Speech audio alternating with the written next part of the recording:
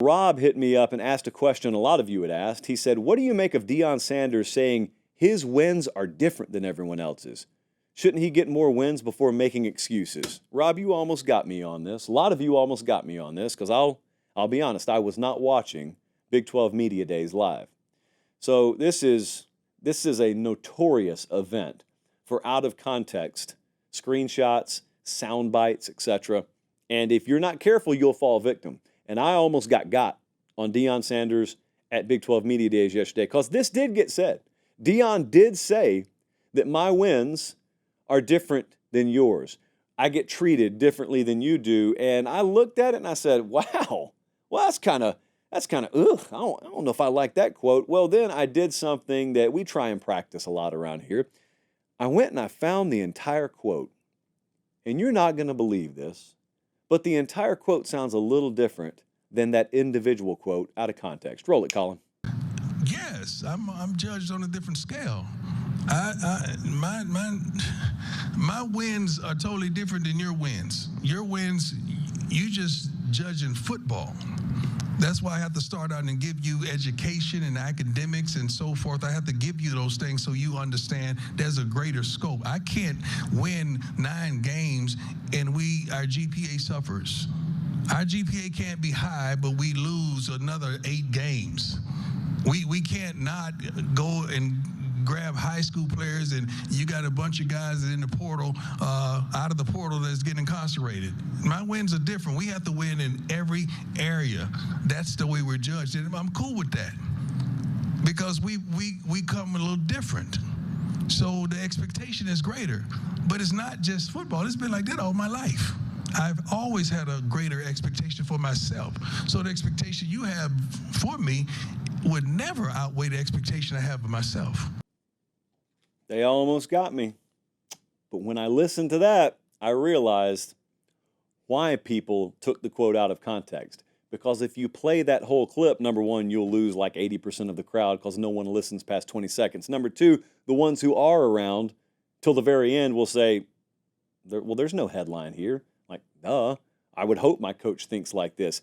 You know what I took it to say? I took it to say this job's way more complex than just the red light, green light scale to judge success that most people have. Most people, you are what your record says you are. You're a success if you're winning enough games. You're a failure if you're losing more games than you should. And at the end of the day, that's fair, and I understand it, and Deion Sanders understands it, and Gus Malzahn understands it. They all understand it. However, they also know something that I think the general public sometimes struggles to grasp because you just don't get to see from their vantage point. And that is the job of being a college football head coach especially has like 57 million different layers to it. And there could be some layers in there that you're really proud of as your team goes 4-8. And you could look at some of those individual layers and you could say, you know what? We did not have the record we wanted to this year, but man, I'm proud of this. I'm proud of that. And I'm proud of him. General public doesn't care. General public says, you won 4 games? I don't care. Conversely, Deion could go 8-4 this year. But look at some of those layers and say, you know, we went 8-4. That's great. Well, actually, he wouldn't say that's great. Most people would say they overachieved. But Deion may look and say, you know, record notwithstanding, I'm not so happy with this layer. I think that layer there is kind of a failure. And that was the point he was trying to make. It's a whole lot more than just the wins and losses on the scoreboard come fall when you're judging how a man's running his program. That's the first thing. The second thing was just about standards and having high ones for yourself. And how in the world would you ever want a coach or any leader to think any way other than that? I can promise you we think that way around here. Like, we do a college football show. We're not even running a program. Well, Pate State notwithstanding, we're not even running a program around here. But there are times where folks slap us on the back around here and say we're doing a good job, and we take it and we appreciate it. Thank you so much. And then we close the door, and we hate the show we just produced. Not because it wasn't good, not because it didn't get good traffic. It just didn't meet our standard. Your standard should be higher than anyone else's expectation level for you. In fact, to the point where frequently you feel like you failed when the entire world is calling you a success. Deion Sanders is saying that, and it helps that he's been viewed as one of the best his whole life.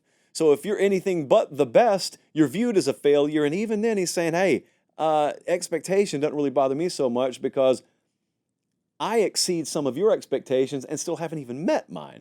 So certainly, if I meet mine, I have well exceeded yours. It's always the attitude to have. That's not it's controversial if you don't think that way.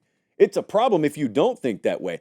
Everything's not a controversy, you know? Even with Deion Sanders, even with Shedeur Sanders, even with Colorado, it doesn't all have to be a controversy.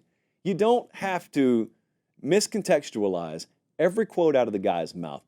Deion Sanders is flamboyant. They are flashy. They are a showman program. They're going to give you plenty enough to talk about. They're going to win games. They're going to lose games. They're going to be interesting while they do it. I promise, promise, promise. If you just take the stuff that's real and talk about it, you'll get enough traffic. You'll get enough clicks with Deion Sanders. You don't have to make stuff up. I promise you don't have to make stuff up.